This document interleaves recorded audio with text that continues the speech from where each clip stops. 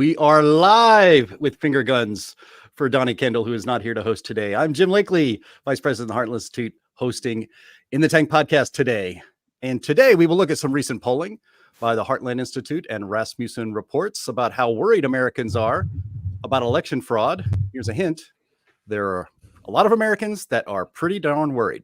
And they have good reason to, and we will discuss that. Also, the Olympic Games are going on and are causing controversy, and we're not just talking about that bizarre opening ceremony. We will talk about all of this and more on episode 459 of the In the Tank podcast.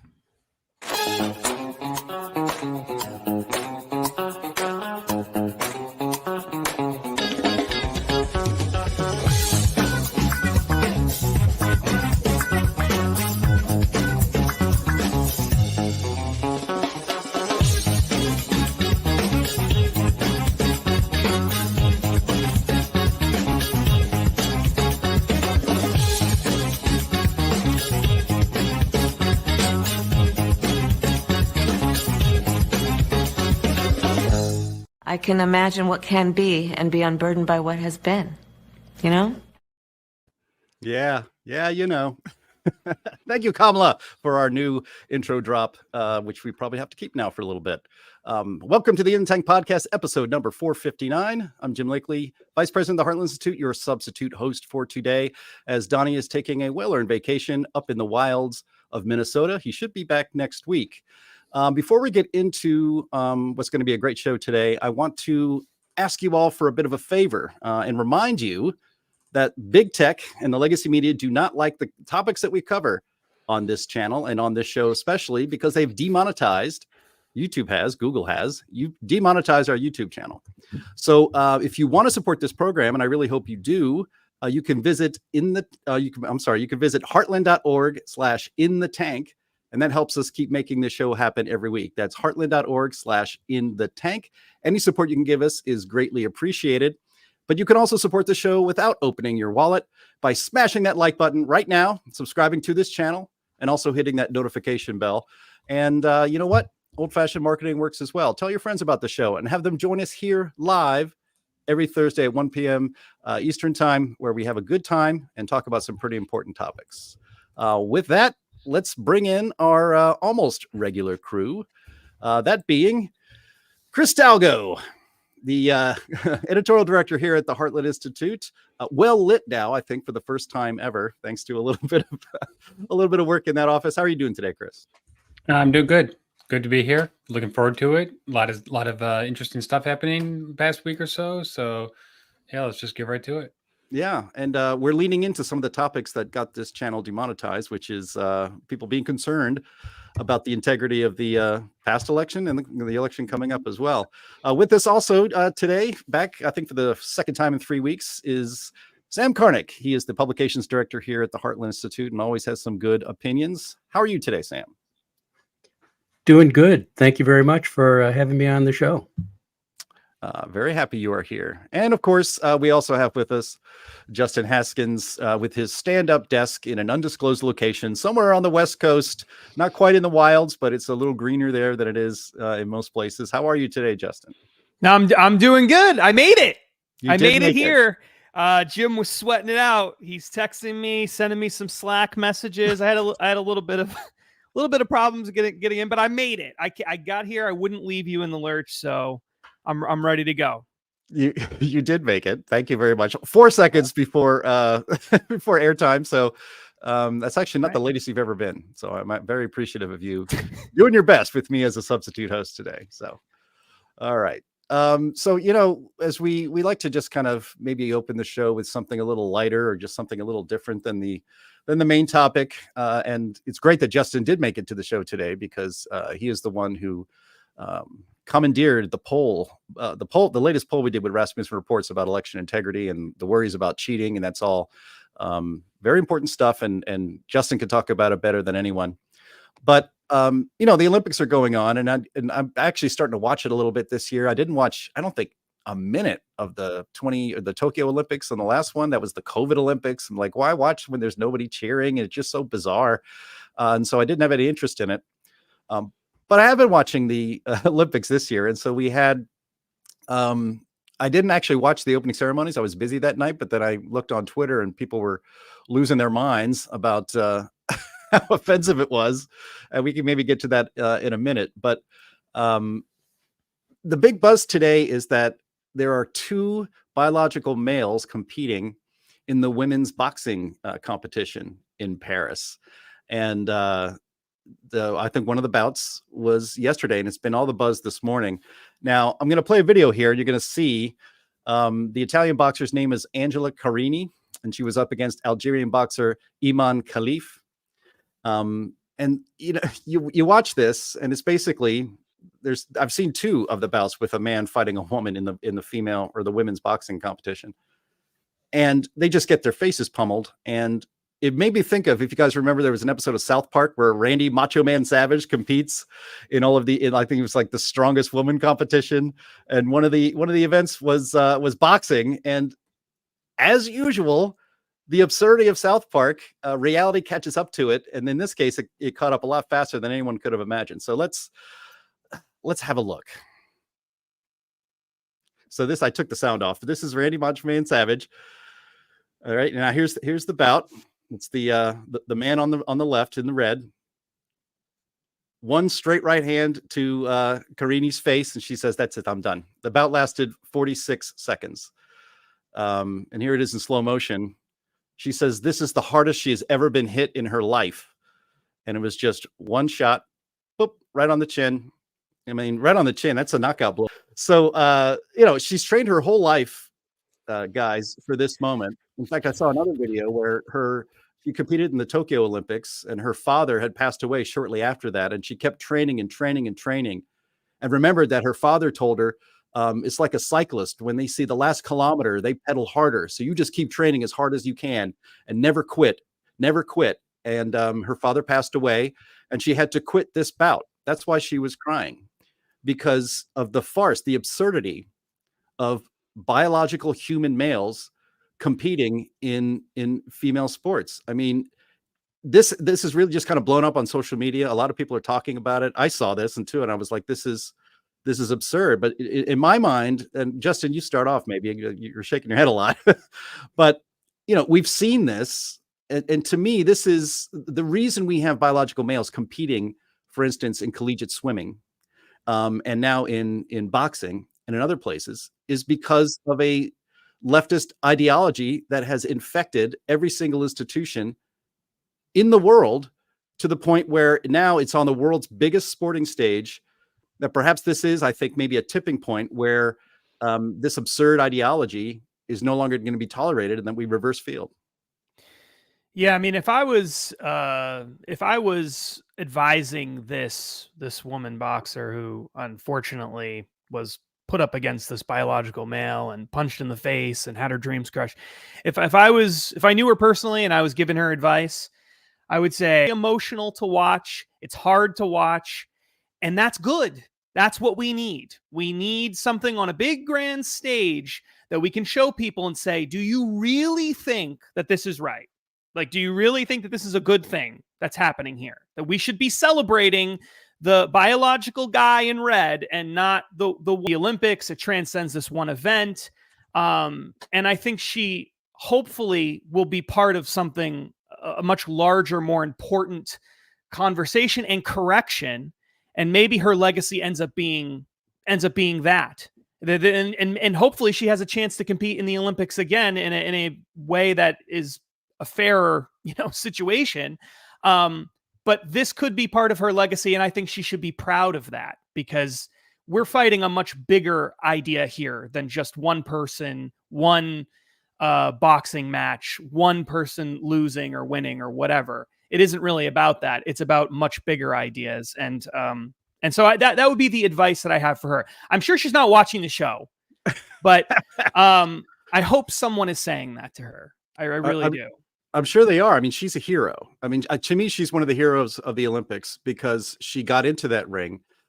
She did try, and she saw literally face to face. She faced down the absurdity of basically the misogyny of female sports today. I play a lot of tennis. I play league tennis, and I play mixed doubles along with men's doubles. Mixed doubles and men's doubles are very much completely different kind of games. And Serena Williams, to her credit, years ago was on, I think, either the Tonight Show or one of those late night shows. And she was asked, do you think you could beat, where John McEnroe made some controversial remarks about how, Serena Williams wouldn't stand a chance against maybe the 200th ranked men's player in the men's game. And they were expecting a reaction out of her, like, oh, well, I could probably kick their ass. I'm the greatest female tennis player of all time. She didn't say that. She said that man would crush me, that a women's tennis and men's tennis are completely different sports. I mean, they play the same game under the same rules, but they are completely different sports. And so I think, this woman, Angela Karnick, is a hero. She is going to go down in history. People will remember this if this sort of thing gets turned around. Chris? I'm having trouble even accepting that this happened. This is just so symbolic of postmodernism. There is no, objective truth. Everything is subjective. I think what stands out to me in this comes because it's long overdue. Riley Gaines has been one of the, I think, best supporters of trying to make the common sense argument that women should compete against women, men should compete against men. And I just think that this hopefully is a turning point in this absurd discussion that we've been having in recent years, because some people just want to say that they can pretend to be a woman and go in there and dominate women's sports. It's so absurd. Yeah. Oh, Sam, I'll kick it to you. As I wrote in some notes to us in Slack, our internal Heartland Slack, I mean, as I mentioned in the setup, this is what happens when leftists take over institutions. They hollow them out. They wear their hollowed out skin as a skin suit and demand respect for it. But in this case, and I think in a lot of cases, I mean, Chris brings up the Riley Gaines. Riley Gaines was a top 1% collegiate swimmer from the University of Kentucky, and she went to the NCAA women's swimming finals, which was dominated by a biological male named who calls himself Leah Thomas. And that was kind of the first kind of high profile thing. But, a lot of people don't really follow collegiate swimming, especially with, female, women's collegiate swimming in particular. But this is on the largest sporting stage in the world. This has the largest audience, global audience of any sporting event anywhere. But what's happened, Sam, is that these ideologues who insist that there are no differences at all between a biological man and a woman, to the point that it's even needs to be adhered to in the sporting world, they've taken advantage of the good-natured tolerance of normal people, of the rest of people, and have exploited that to brutally enforce an ideology on society. And when I see something like this, and as absurd as it is, I think the absurdity in a large way is the point. It's a statement. It says, this is ours now. We own this. You don't have this anymore. The left, the ideologues, the future, we own this now. So you cannot even have women's sports anymore. This incident and so many others prior to it are emblematic of the takeover of our institutions by, frankly, creating the erasing of distinctions in all the institutions of the West. Remember that in the great poem by John Milton, epic poem, Paradise Lost, what is the central element of it? The central dramatic element of it is Satan's attempt to erase distinctions between himself and God. And Satan says, I can do a better job of managing this creation you've made, so give it to me. Reality bites, as the old saying goes. When you see what the consequences of attempting to erase distinctions in other people's minds, the consequences are destructive. You're trying to say, well, okay, there's no difference between men and women. They're, again, erasing a distinction. There's no difference between a female boxer and a male boxer. Well, as soon as that guy enters as soon as you see them, the two of them come together, the one boxer is so much taller than the other one, so much more muscular, and you know immediately where this is going to go. And yet they did it. Why? Because, as you said, Jim, as you said, the institutions, the people behind it, believe that they can just force this through, and that reality will somehow conform, and that even if reality doesn't conform, the people will conform. But that's not what's going to happen. Reality will win in the end, and all this destructive all this destructive brainwashing of trying to erase distinctions in other people's minds is going to sort of be like an Ouroboros eating its own tail. Yeah, Jim, I just want to add something to this. So this is what I was just thinking about. I had just moved to South Carolina after the whole North Carolina bathroom debate. If you guys remember that from like the 2016 or 2015, 14 era, whatever it was.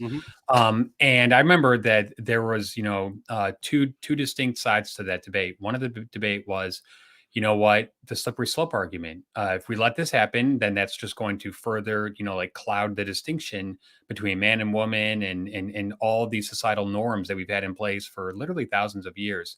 But then there was the other side of the argument that's saying, no, this is about, let's appease them on this one little point and it'll end there. And I remember I was adamantly opposed to it.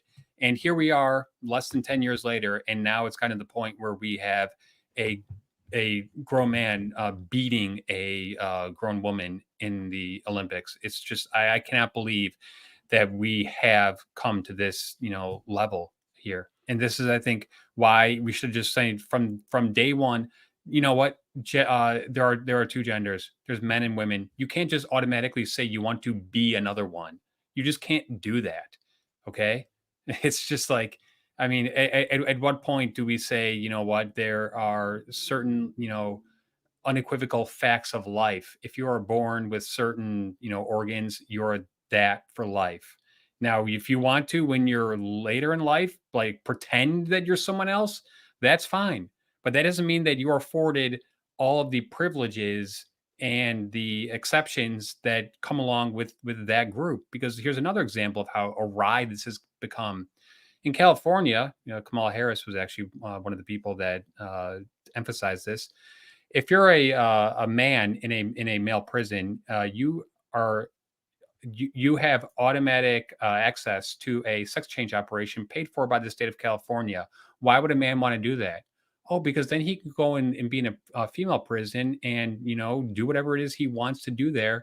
And the fact that we have like just blurred the line between there's a man and there's a woman, and if you want to pretend you're a woman when you're really a man and vice versa, that's fine. No one's saying you can't do that. But you cannot go in and say, okay, I want to now compete against someone who is not of my actual sex.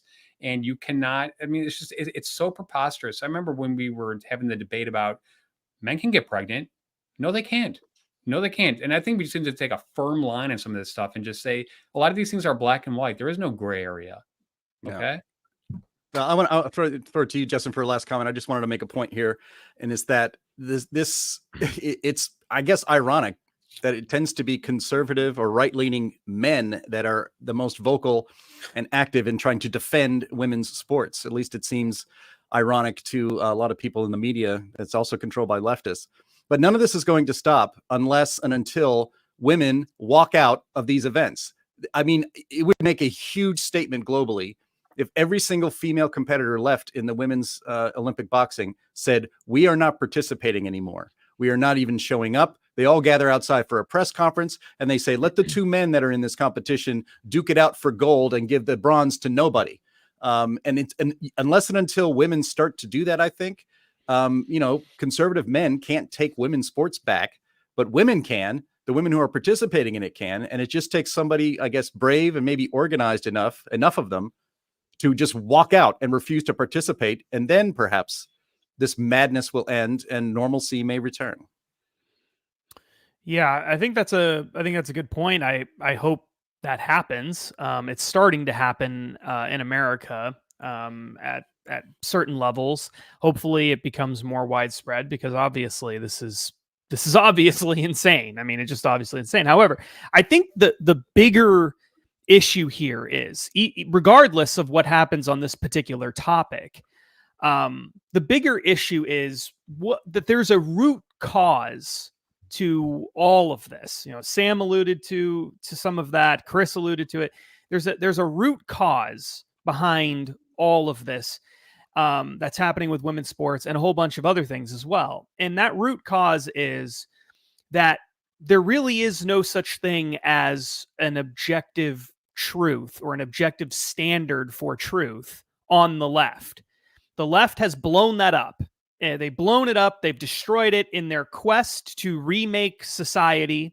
They have decided that they don't need to have, or that they don't need to have a truly objective standard of right and wrong, of good and evil, of true and not true. Everything is subjective. And once everything becomes subjective, then almost anything is possible, which is something that people on the right have been arguing for hundreds of years. Like, you can't just move away from the concept of an objective truth. You can have debates over what is objectively true. That's what science is. That's what mathematics is. Various religions competing with each other for adherence is that ideological battle. There are a lot of different ways that you can get to objective reality, but you have to believe that it exists. And the problem with the left is they don't believe that it exists. Not really. They I think in some sense they do, but in reality they don't want to do that. And the roots of that goes back hundreds of years. But it really, I think the modern foundation for it is in Marxism. You know, if you read Karl Marx, one of the things that strikes you as in Communist Manifesto is that there are parts of Communist Manifesto where Karl Marx is dealing with the people who are objecting to communism. So people who are opposed to it. And they're saying things like, if you do this, you're going to end the distinctions between men and women. You're going to destroy the family. You're going to eliminate parental rights. You know, he deals with a bunch of these different objections that he's hearing. And rather than saying, no, like, you're misunderstanding, that's not what I'm saying, he says, yeah, you're right. That's exactly what we're going to do. Because all of those things, the whole concept of family, traditional family, the whole concept of what women and men, the differences between men and women, all these kinds of things that you're worried about, that all flows out of this sort of conspiracy that he had about the ruling class being the capitalists, the people who controlled capital, and them building out these ideas about religion and objective truth and all this stuff. And none of that is real. It's all fake. It's just a big conspiracy that they created. And we should just undo the whole thing, is essentially what he's saying. And all leftist movements have, to varying degrees, adopted those that idea and reworked it in different ways. And sometimes they've gone all in on it, and sometimes they haven't. And where we're at right now in history in America and much of Europe is they've gone all in on that concept of we need to burn down society and everything we know to be true to rebuild it in our own image. We have to eliminate all vestiges of the past and start all over again. This is why they want to tear down statues of Abraham Lincoln. This is why they want to take down statues of heroes like Abraham Lincoln, George Washington, people who even weren't even involved in slavery and things like that. Why do they want to do that? Because the past must be erased. All understandings that we've had that have come before have to be done away with, because that's the only way to get people have to completely change their framework, their way of thinking about everything in order to adopt far left-wing ideas about society. And I'm not talking about gender and things like that. I'm talking about like economic ideas and political ideas and things of that nature. And so this is the root of all of these problems. And until we deal with this fundamental issue of, do we have an objective reality? Is there such a thing as objective truth? Where do we find it? How do we find it? Which version of objective truth is actually true and which is just false but claiming to be true? Until we have those conversations as a society, which at present, most of society doesn't even care about these questions. They're not even asking them. They're not looking for that at all, which is a new thing in Western civilization. Western civilization has always been interested in that idea. And it's only recently that the left has taken over all these institutions that now they don't care about it. Until we have that conversation, the issue, the symptom is going to change. So, right, the disease is not going to go away. So the symptom right now is women's sports and a whole bunch of other things. That might change. Maybe that gets treated. Maybe we don't have that problem anymore, but then a million other new ones will pop up. We have to deal with the fundamental issue that underlies all these other problems. And the left is completely incapable of dealing with it because they are the ones creating this chaos. They want the chaos. They thrive in it. Chaos is their ladder to the top. And the right sometimes is focused on this, but a lot of times is not. And until we all get on the same page on the right and say, no, we're the ideology that's presenting reality and truth and science and mathematics and biology, and we're the people who maybe we don't always get it right, but at least we're trying, and the other side has completely given up on this, and it's just whatever they want, whenever they want, morality and truth and justice and science, it shifts with the wind until we make that the focus. The absurdity of the other side and the emphasis on discovering the truth on our side and upholding it and defending it, what is good and true and virtuous, until we make that the focus, the symptoms will change, the disease will not go away. That needs to become a focus for our side. Yeah. And this sporting event may be one of those clarifying moments, maybe a tipping point, because it is indicative of everything you just mentioned. Yeah. So, all right. Well, thanks for that. I mean, we did go a little longer on that topic than I thought, but as you mentioned, all of us mentioned that this is more. It's about more than just, a single Olympic event and its absurdity, but it's indicative of a much larger problem. Before we get to our main topic, I need to make an announcement that is really great. And I'm just going to play a video that'll help announce it. Friend of mine, a lot of people say one of the most powerful men in Europe, Nigel Farage. He's a very non-controversial person too, right? Fight for patriotism. Fight against globalism. He's very shy.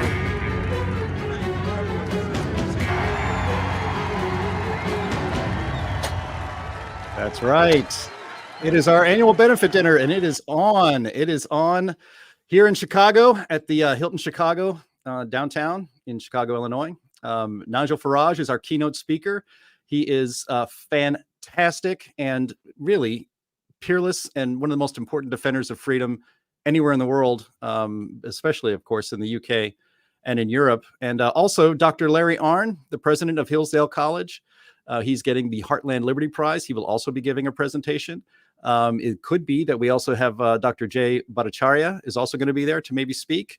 You may know him from fighting for our liberties during the whole COVID nonsense and the progenitor of the Great Barrington Declaration. So it's going to be a fantastic, fabulous night. It's September 13th. That's a Friday. That's in 6 weeks. You can get your tickets. Go to heartland.org.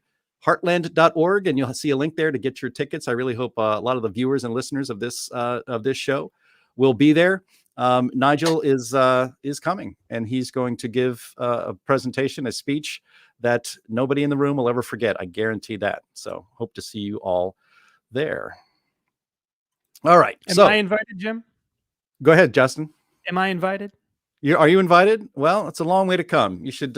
You better load up the ox cart now and get on the Oregon Trail and get your ass back to the Midwest. That's true. It probably will take me a couple of months to get there. So 6 weeks or whatever. So yeah, you better hustle. You better hustle. Get a fast ox, I guess. All right.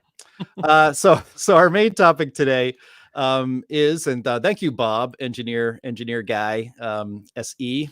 I know your real name is Bob, and that's fine. I won't tell anybody else what your name is beyond that. But yes, we're going to get on to our main topic, which is right now. And so just a little background. The Heartland Institute, I guess starting in December, Justin, started commissioning polls with Rasmussen Reports just to address election integrity. We figured there must be a way, and nobody else seems to have really thought about it or done it. There must be a way to poll how much election shenanigans have been going on over the last couple of election cycles. And so we came up with some questions that Rasmussen was like, wow, those are great. That's a great idea. Let's do it.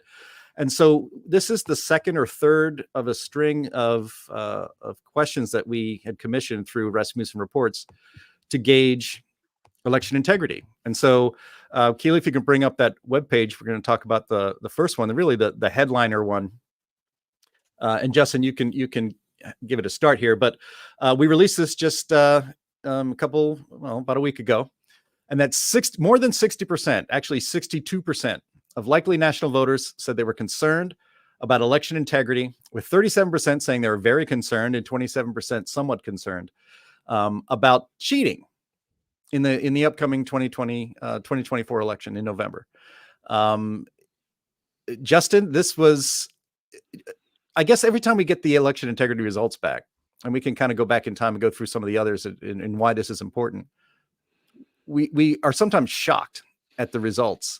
62% is a little higher than I thought we may have gotten back.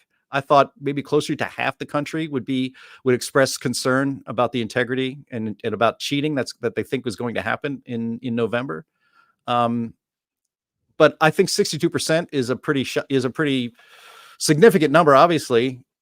And if you look around the country and you look around what's happened in our elections over the last several cycles, they have good reason to be concerned about cheating. Yeah, what's amazing about this is it feels like the most important story in the universe, because really, for Americans anyway, what is the point of having a free society if the people in the society don't trust the elections? What's the point if the elections really aren't worth being trusted? You have to fix this problem before you can deal with anything else. And it seems to me that politicians and much of the media wants to pretend as though this really isn't an issue. And anybody who says that it is a conspiracy theorist, is a terrible person, is a MAGA, biased person or whatever. But then when you actually ask voters questions about whether they're concerned about it, 6 in 10 say yes, as this poll says, yes, I am worried about cheating, including slightly more than half of Democrats. It was like 51 or 52% of Democrats said that they're worried about cheating. So we're talking about huge numbers. Pretty much the voters have spoken, Republicans and Democrats alike. Yeah, we're worried about cheating. And politicians don't seem to care. What makes this even more stunning is, as Jim alluded to earlier, we ran a poll in December. It was late November into December 2023. So this past November, December, where we asked people about election fraud in the 2020 presidential election. What we did was we asked them a series of questions that was about them and people that they knew regarding mail-in balloting. And so we asked them things like, did you fill out a ballot for someone else that you knew? Did you have someone else fill out a ballot on your behalf? Did you vote in more than, in a state where you're no longer a permanent resident? Like, these are the kinds of questions we ask them. Now, these are trying to get at fraudulent activities. We're trying to ask people, did you commit voter fraud, without asking them that question directly? So we're asking about behaviors that typically, there are some exceptions, but typically amount to voter fraud. And then, and to see what people said, right?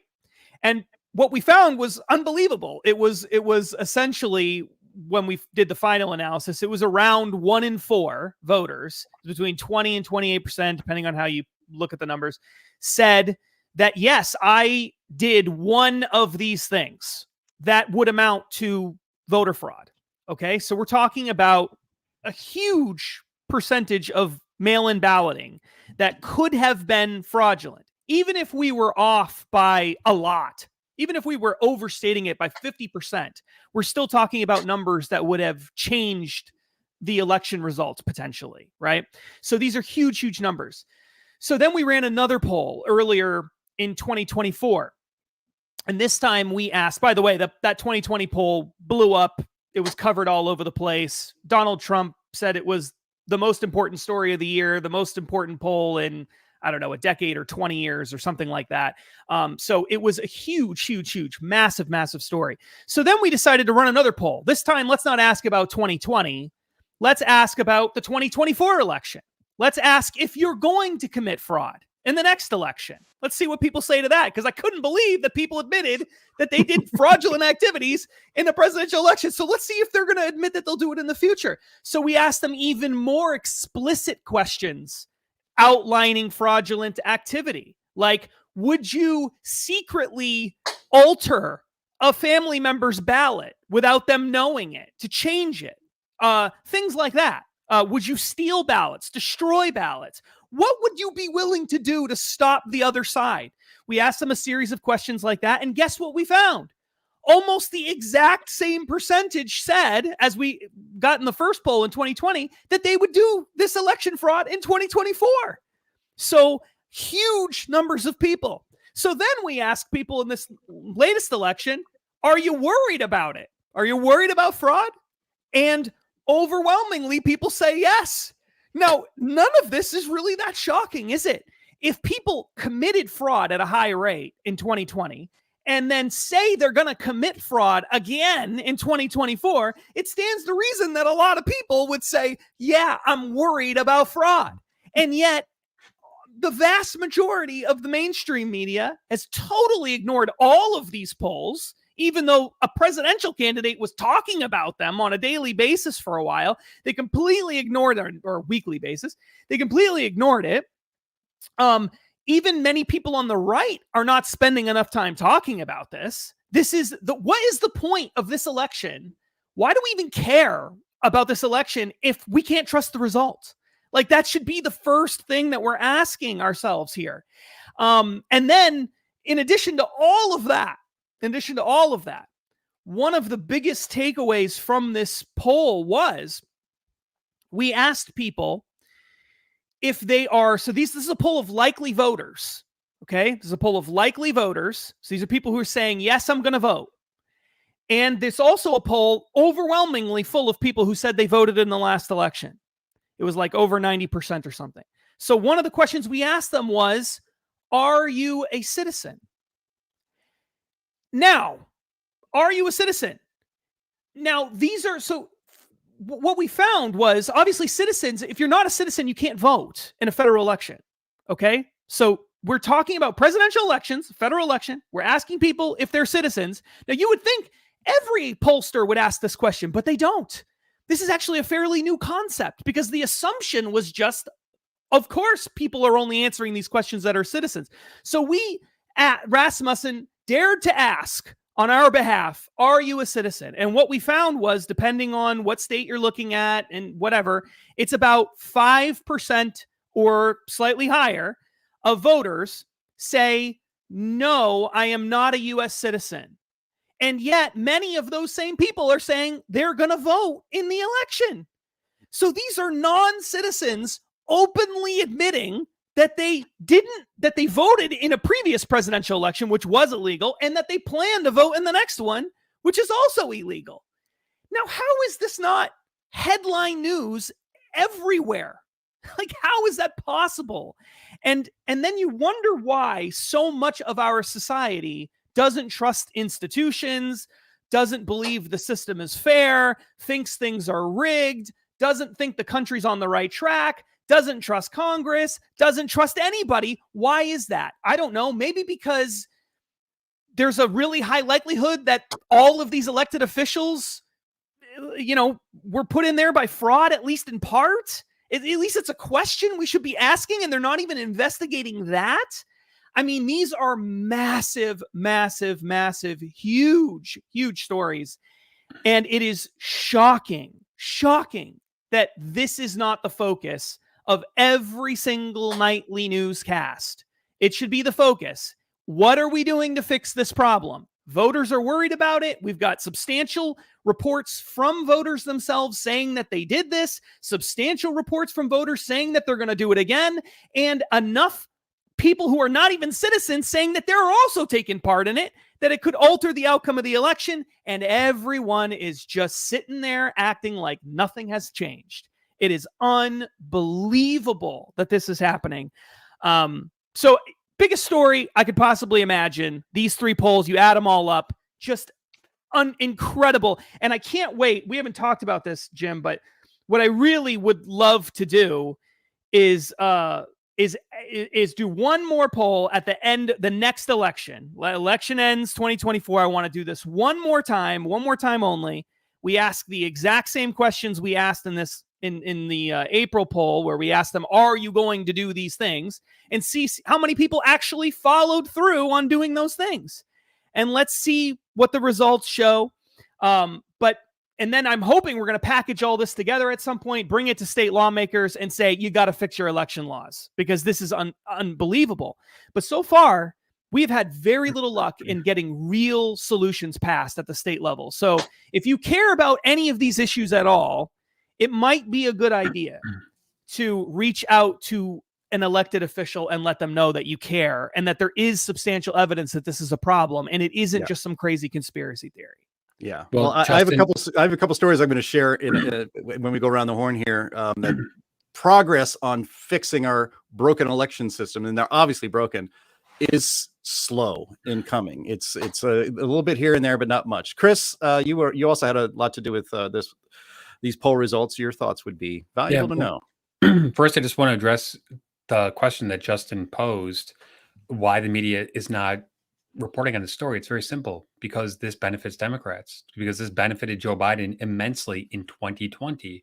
And the media, by and large, and you guys know that I spend a lot of my time watching the mainstream media, not only Fox, but CNN, MSNBC, ABC, CBS, and NBC, and they are just not willing to even report on this story, because they know that, generally speaking, ballot harvesting, no IDs for voting, and all this kind of stuff helps Democrats much more than it helps Republicans. And that is the simple reason why they are not going to report this. Now, if it was the other way around, and somehow, some way, the Republican Party had used ballot harvesting, and they had a great ground game of the Democrats to go in there and get votes at old people's homes and all this kind of stuff, but very shady stuff. The media will be going crazy about it, saying how unfair this is, how this is white supremacy, blah blah blah blah blah. But this is simply because the media is rooting for the Democrat Party, mostly because of their just hatred. They're just just unequivocal hatred of all things Donald Trump. And that's why they will just do whatever it takes. And a couple of states have actually done some things after the 2020 election, Georgia in particular. And what was the media's reaction to Georgia? Racism, racism, racism. What did Joe Biden do? He said, oh, this is Jim Eagle. This is Jim Crow on steroids, blah, blah, blah. What did the Major League Baseball do? They pulled the All-Star game from Atlanta because they said having a person present an ID to vote is racist, which is in and of itself racist, because what they're implying is that minority people, for some reason, are incapable of actually getting an ID. So that just goes to show how politicized this is. The left, generally speaking, has, I think, run the cost benefit analysis, and they say, you know what, we're probably going to, bank a couple million more votes by doing this, probably going to win some swing states by doing this. So yeah. We want no holds barred elections. We want anything goes. We want no IDs to vote. We want just mass mailing of ballots. I mean, Justin and Jim, you've seen the data. The data shows, and this is going back 20 years now, that state voter rolls are notoriously inaccurate, filled with people who are no longer living there, people who have died, people who are no longer eligible to vote. So then why would states like Michigan and Wisconsin and then all these others in Illinois say, well, we don't care about that. We just want to flood the zone with as many ballots as possible. Why would they do that? The only logical conclusion is that they have made the decision that this is going to benefit them come election day. And that's what they care about. All this stuff, early voting, all this benefits Democrats. If you were to say, you know what, let's have a national day of voting, we'll make it an election holiday, you got to go and vote in person, I think the Democrats would oppose that with every single inkling of their body, because they just know, that's going to probably benefit them. So it's just crass politics as always. Yep. Sam, you've been sitting there very patiently. Appreciate that. Your thoughts on this. I mean, I'm not going to say anything until you're done. Well, thanks, Jim. Doubling off of Chris's point, federal election law actually makes it very difficult for states to clean up their voter rolls. And so, but why does this happen? Why do we have cheating? The biggest reason is that, and also here's another question: why do we have cheating, and why does it affect us one party more than the other? The reason we have cheating is that there is so much of our lives that is controlled by government that it's very tempting for people to try and get control of that government. So the more government power there is over people's lives, the greater the temptation to grab that power, and the greater temptation there is, therefore, to cheat. And so that is why the cheating tends to go in the direction of the party that is for greater concentration of government power. So that's why you get federal laws that tell the states, well, you can't really clean up your voter rolls for a variety of reasons. States are trying to do that within the limits of the law. So that's one element of it. The other element of it is, think about how this all started. Really, cheating started on the local level, because the local level had the most power over your life. And if people have a look back in history and say, whoa, what was government like back, a few decades ago, or in the 1840s or something, when de Tocqueville was writing, power was concentrated much more on the local level.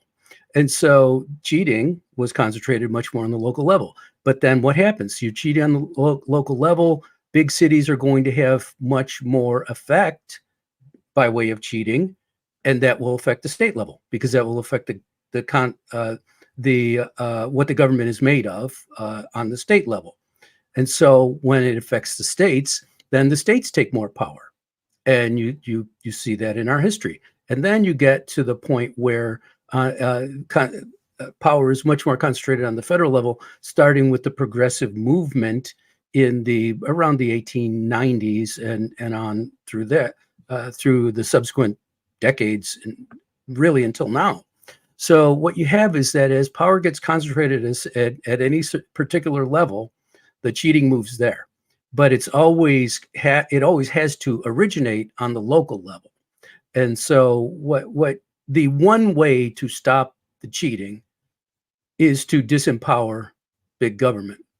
Well, good luck with that, but I'd like to see it. Yeah, but Sam, I do think that there are a bunch of common sense ways that we can reduce, the level, the amount of cheating.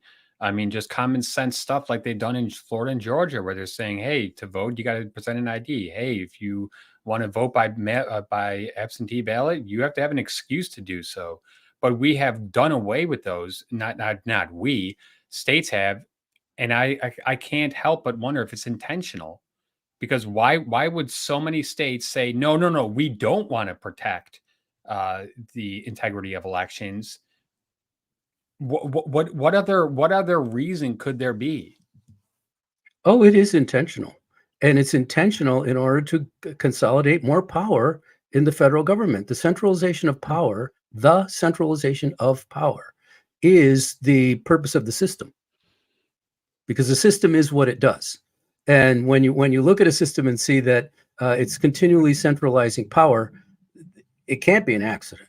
So what's happening there is that states that are controlled by governments that want consolidation of power, those states will flout all efforts to make elections more free, fair, honest, and just.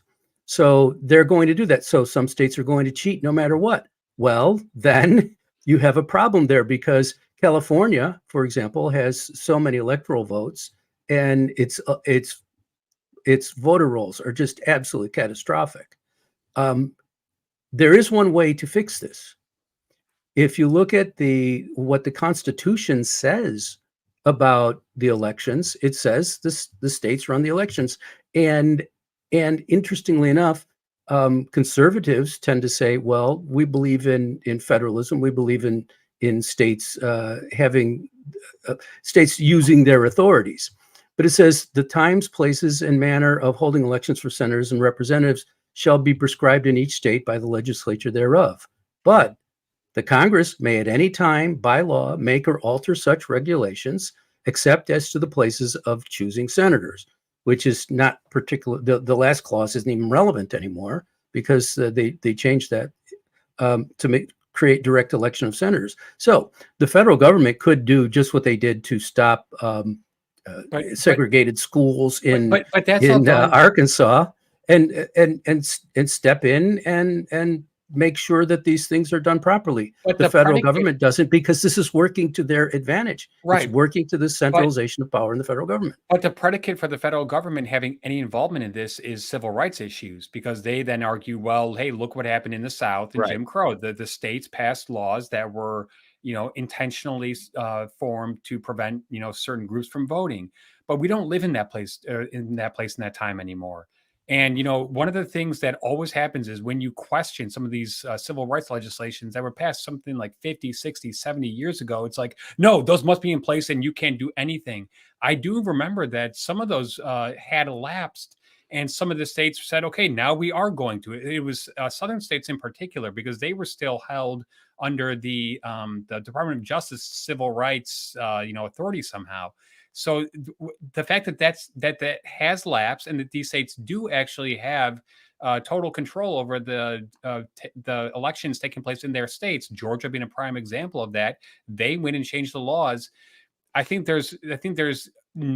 not going to happen across states like, other swing states, whether it be Michigan, Wisconsin, Arizona, or the rest, because the media is not doing their job of holding these people accountable.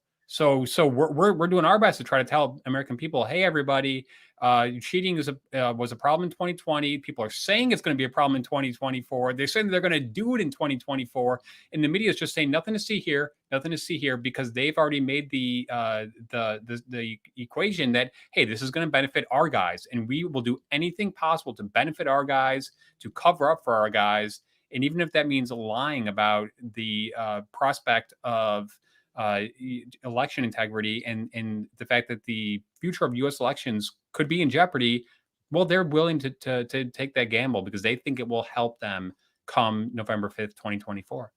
Yeah, I mean, look, repealing the Voting Rights Act, if you want to change or make changes of it, alter it, that's fine. Go ahead and do it. The problem is that nobody recognizes that the corruption of our government is massive, and voter fraud is an endemic part of it. Yeah, 100%. I mean, what's we started this podcast talking about how the left takes over the institutions and distorts them, and they've done that with elections, and even to the point where even if the state like Georgia is controlled, there's a Republican Secretary of State, for instance, and that sort of things. The pressure, outside pressure from our media and our political culture against doing anything about stopping, trying to prevent election fraud is so great that even the Republican Secretary of State in Georgia will basically tell Donald Trump to go pound sand. Everything's fine. There's nothing wrong with our election systems. Yet we see this is a exclusive story at the Federalist. It was just published yesterday that a complaint filed simultaneously with the Georgia Secretary of State and the state election board, obtained by the Federalist exclusively, reveals tens of thousands of potentially illegal votes were cast in the 2022 midterm election. The revelation comes after the Georgia Secretary of State ignored a similar complaint, highlighting evidence indicating that nearly 35,000 potential illegal votes may have been included in the final tally, certifying Joe Biden as the winner by just 11,779 votes. And now they note that just 4 months until the November election, the state's refusal to address the problem ensures chaos will ensue unless there's a complete blowout by one of the candidates. Just to, again, I mean, we should pat our own back here, but I think Heartland and Rasmussen Reports should be commended for trying to do some public polling that exposes the breadth and depth of this problem. Look, Chris and I live in Chicago. We know that there's election cheating, and I think most Americans accept that there is a certain level of cheating going on. I mean, Chicago's where, they get a lot of votes out of cemeteries, right? And so we understand that, but there's the scale and scape and the scale of the shenanigans, of the cheating that has been going on in our elections is only now starting to come to realization. People are starting to realize it. And the polling that we've done with Rasmussen helps expose it. And that when you're talking about such an evenly divided country, when you're talking about swing states, just a handful of them, in which 10,000 votes, 8,000 votes can decide who's going to be the next president of the United States, and then that these very states are the ones that just continue counting for a week, that shut down counting or board up the window so you can't see the count, that screw it up. I mean, there's human error, and then there's malice. And the reason why 62% of Americans, including, as you mentioned, Justin, almost half of Democrats think there's going to be cheating in the 2024 election is because there has been cheating in all of our elections, all of our life, and that they saw the 2020 presidential election and a lot of stuff did not add up. A lot of stuff really smelled bad. And, here we are going into 2024, and most states, a lot of these swing states, there's Republican influence, if not control, of the legislature to fix the election system, which the states are constitutionally instructed to run, and hardly anything has been done to stop this. And it leaves you just one conclusion: both parties are fine with elections being rigged, whether they're rigged or not. They're fine with the possibility of it, because not only have they made our elections infinitely easier to rig, they have taken almost zero steps, including in the state of Georgia, and Michigan is another one that are starting to take a few steps. They have taken almost zero steps to ensure the integrity of the election, which is the most important thing in a supposedly constitutional republic in which the people govern. If you cannot trust the results of the election, you are not a people with a government. It's the other way around, and we are serfs. We are not citizens anymore. Right. Yeah, and that's 100% true. And I think that you're always going to have a degree of cheating in any sort of large scale system. I mean, it's impossible to get rid of all of it. But once you have widespread mail-in balloting, it becomes very, very difficult to stop cheating. There is at least one way that I can think of that you could do it. There are 3 states in the country, I don't have them off the top of my head, although I think Oklahoma is one of them, that requires a notary signature if you're going to vote by mail. So when you sign your ballot, send your ballot in order for it to be valid, you got to go to a notary and get the notary's stamp of approval. Yes, this person really is who they say they are, who they're voting. So now the notary would have to be in on it as well in order to have a ballot stolen, or someone voting twice, or things of that nature. And so I think that's a really good, easy, common sense solution. You could make notaries free. Government buildings have notaries. Banks offer notaries for free, typically, for their customers. They're widely available. It's not hard to find one. I think that's a common sense way to do it. But the most common sense way is just don't allow widespread mail-in balloting. There's no reason for it. And we didn't have it throughout most of the country for 200 plus years. This is a recent innovation that emerged out of COVID. And in that year, although I didn't think it made sense then, at least I understood why people thought it was a good idea in that year. But we are not in COVID 2020 lockdown hell anymore. We've escaped, and we don't need to live under those ridiculous rules. And we're not in any other part of our lives except for this. This is the one vestige that we've kept. And why? Why keep this? Of all the things we've gotten rid of, why keep this? Well, for exactly the reason that has been said over and over and over again, because elites want this to be in existence. And then why do they want this to be a problem? Why would they want this happening?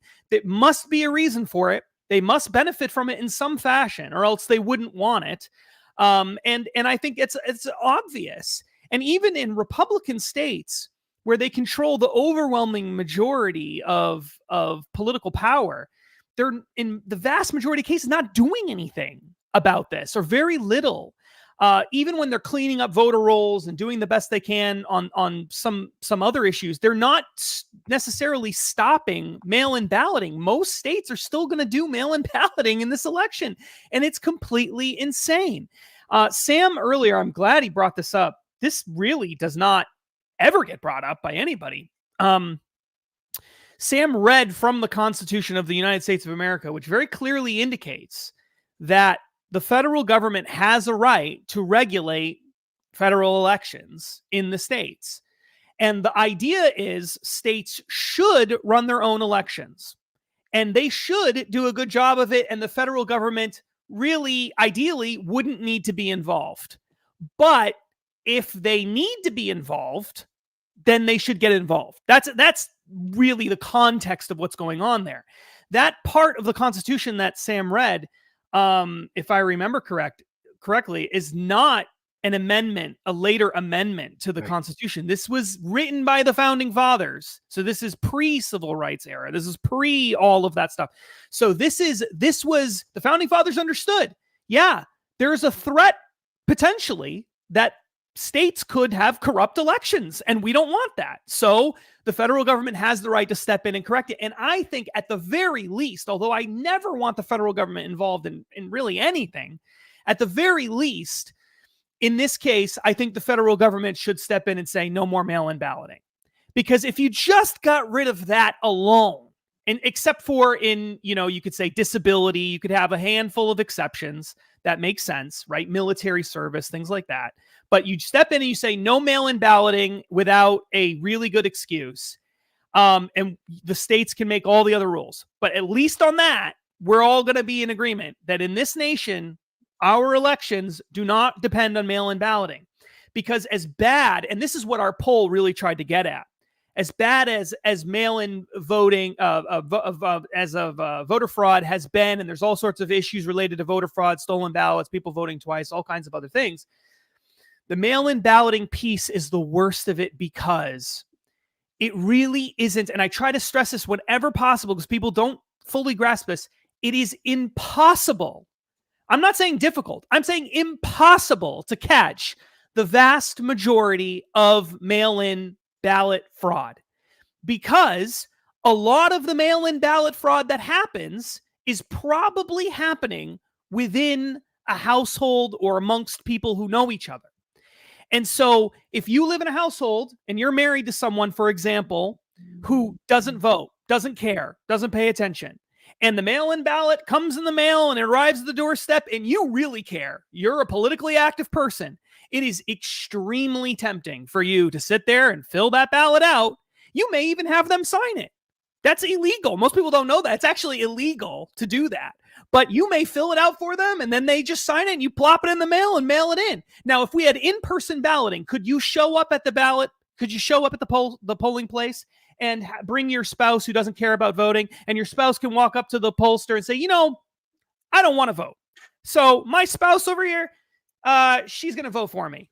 And so she can have my vote. She gets 2 ballots. No, that's illegal, right? We all agree. No, you can't do that. And yet that is exactly what's happening with mail-in ballots all over the place. Now, how do I know that?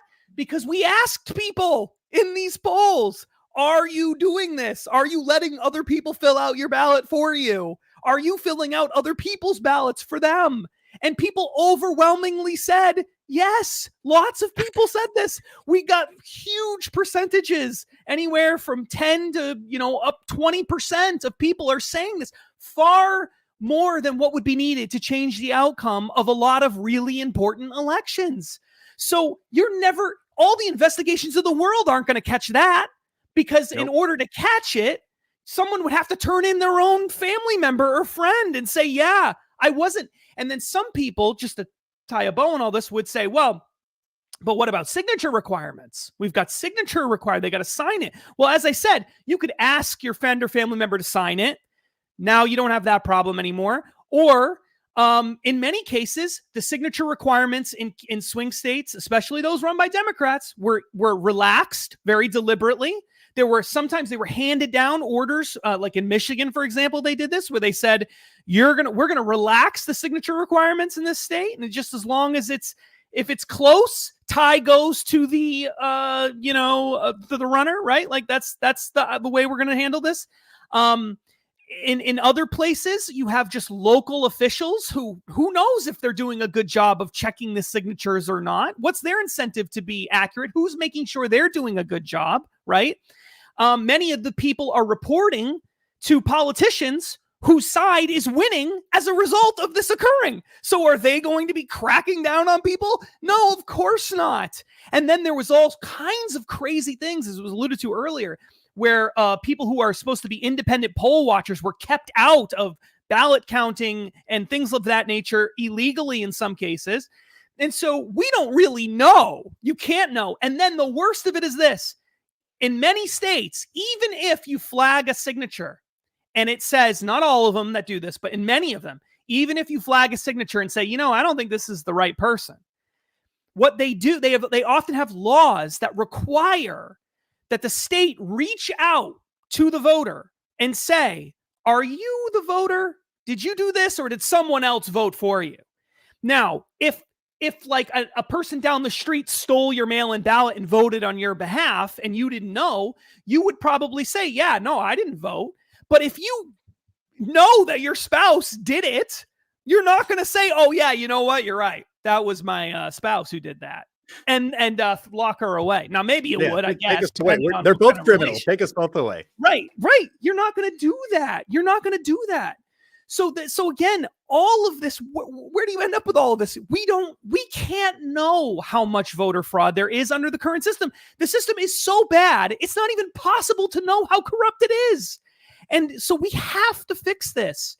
And if ever there was a time to have the federal government come in and say, okay, very similarly to how they were doing all kinds of ridiculous things post-Civil War in the South to keep black people from voting on purpose in the 1880s and whatever, and the federal government eventually came in and said, no, you can't do this. In that same way, we need to have the federal government step in and say, states, we want you to be in charge, but you can't have an election system that is so easy to commit fraud in that we have no way of even knowing if it's happening. We can't have that. And I think that should be the starting point of all discussion going forward. Now, when was the last time you heard a Republican politician stand up and say any of the things that I just said? And the answer is you haven't, because they don't. They don't ever do it. The closest you'll get is Donald Trump, who obviously has a very personal reason for wanting to do that. And that's the closest you'll ever get to it. So we need a massive grassroots movement to fix this problem. Otherwise, it doesn't matter. All the other things we're doing become meaningless, because we will never have, if we can't trust our elections, we can't have a free society.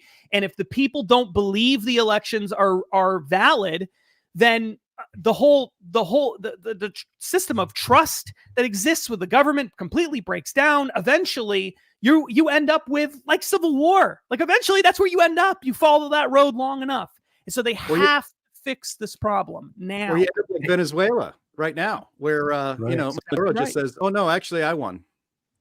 One quick point in support of what Justin has just said. There are numerous counties all across the country where there are more registered voters than live adults that live there. And in fact, in 2017, the United States as a whole had 3.5 million more registered voters than live adults. So that's obviously a real support for cheating.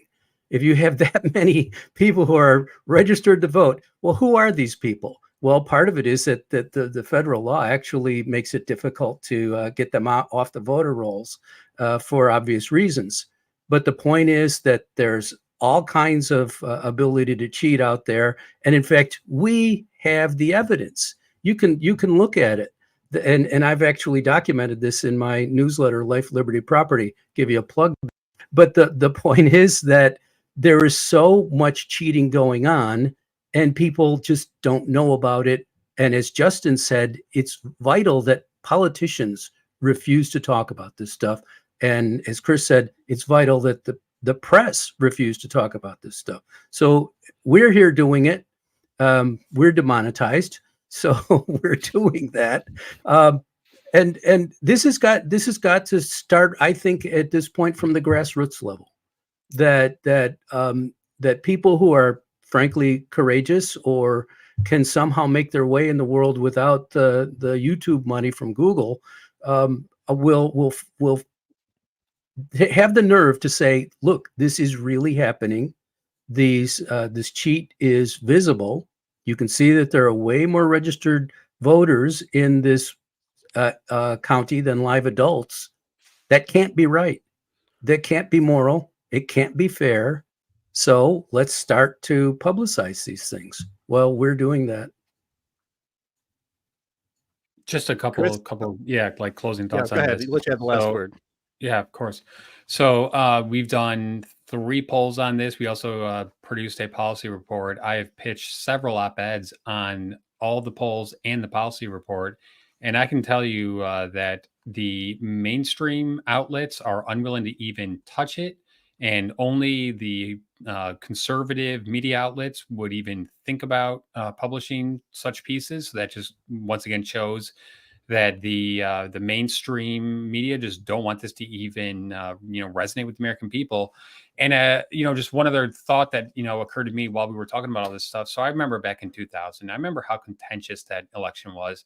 I remember how incredibly frustrated and angry the Democrats were when the Supreme Court said, hey, you know what, Florida's going to go to George W. Bush. He's going to become the next president of the United States.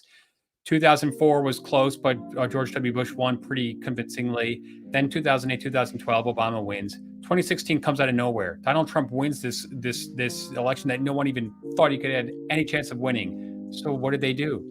They start saying, you know what, we're going to just make sure that we're going to do everything we can in 2020 to prevent him from winning. And the reason I say that is because in 2000, if I remember correctly, 93% of Americans voted in person. Now it's less than half. So what changed from 2000 to 2020, aside from COVID, obviously, that made it so difficult for people to vote in public? We've also got early voting now weeks and weeks ahead of elections, even before some of the debates occur, well before some of the big news events of the last few weeks, might change their votes. Look at the Hunter Biden laptop story, how that was handled. I mean, there's just so many examples of this where you've got the mainstream media, academia, Hollywood, trying to do everything they can to dispel the notion that, we have a problem with election integrity in the United States of America, and we need to solve it because they have determined that it helps their side. And this whole two sides thing and either side just doing anything to win, that is also a recipe for disaster. And that's what could lead to civil war, because we just want to say, we want to have a free and fair election. Whoever gets the most votes, they win. Yeah. Well, you're called a conspiracy theorist. We're all conspiracy theorists now, or as we like to say, yesterday's conspiracy theorist is today's news, and it's just a spoiler alert for what's going to happen. So, yeah. So definitely visit heartland.org. We have the links there to the polls that we've done with Rasmussen, especially the latest one. Shows that 62% of likely voters from both parties believe that there will be cheating in the 2024 election. And I think this podcast laid out pretty well why and how that will happen. And we are not going to be able to trust our institutions if we can't trust our elections. This is the most important issue, it seems, not enough people are talking about. But we talk about it right here on the In the Tank podcast, brought to you by the Heartland Institute. I want to thank all of us, all of you out there that watch the show live on YouTube and Rumble and X. Thanks so much for participating in the chat. Thank you, Keely, for producing behind the scenes. Great job. Thank you, Justin T. Haskins. Thank you, Sam Karnick. Thank you, Chris Talgo. And I am Jim Lakely, Vice President of the Heartland Institute. Donnie will be back next week, and so I will get to sit in a panelist chair and not in the host chair. Thanks a lot for watching and listening. We will talk to you next week. Bye-bye.